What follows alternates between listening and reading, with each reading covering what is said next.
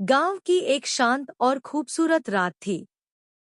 आसमान में चांद पूरी शिद्दत से चमक रहा था। ऐसे में राहुल अपने भैया के घर आया हुआ था छुट्टियों में।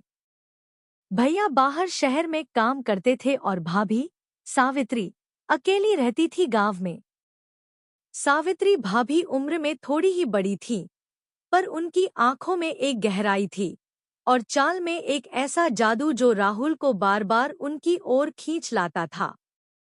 एक रात बिजली चली गई। भाभी मोमबत्ती जलाकर आंगन में आईं और राहुल वहीं खाट पर लेटा चांदनी का मजा ले रहा था।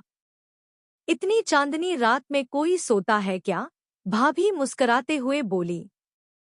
राहुल ने भी मुस्कुराकर जवाब दिया, आप जैसे कोई हो पास में तो नींद कहाँ आती है भाभी। भाभी थोड़ी शर्माई, पर कुछ बोली नहीं। हवा में एक गर्मी सी थी और उस चांदनी में उनका चेहरा और भी चमक रहा था। आप बहुत सुंदर लग रही हैं, राहुल ने धीमे से कहा। भाभी की आंखें झुकीं और होंठों पर एक मुस्कान फैल गई। वह पास आकर खाट के पास बैठ गई। तुम बड़े हो गए हो राहुल, उन्होंने कहा और उनकी आवाज में एक हल्की सी कंपी थी। राहुल ने उनका हाथ थामा। वह काँप रहा था।